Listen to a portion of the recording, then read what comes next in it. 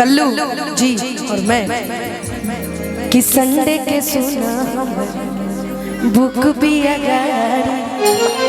mummy संग देखा अब की दीदी ओ जात बड़ी मशहूर होला ओही जाके संखा बोला अरे और बोला चाहिए कसना चूड़ी हरियर काले है रे सबरका पहिरी के नजर छमछा बोलबा चूड़ी हरियर काले है रे सबरका पहिरी के नजर छमछा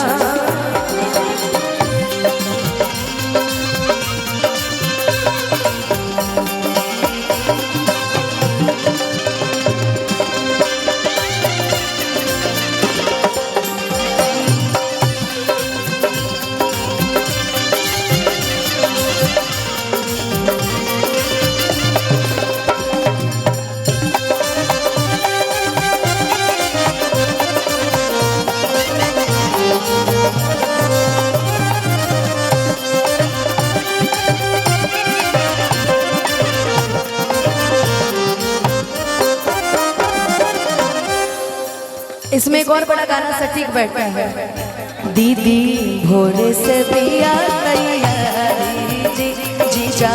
लेके आई जल्दी गाड़ी जी भोरे से पिया तैयारी जी जीजा लेके आई जल्दी गाड़ी जी जाए के बदब घर ना बतिया भूलई जाए के बदब घर ना बतिया भूलई हरियारा हरियारा चूड़ी गाय जीजा हमरो के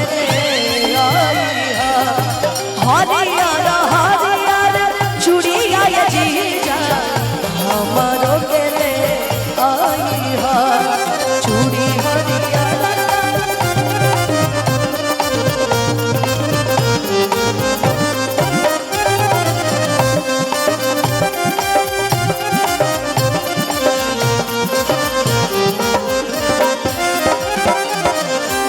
कॉल करब तू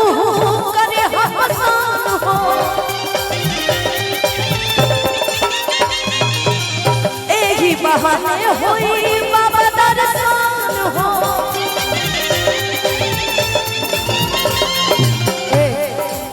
कि जुग जुग जियत रहया सही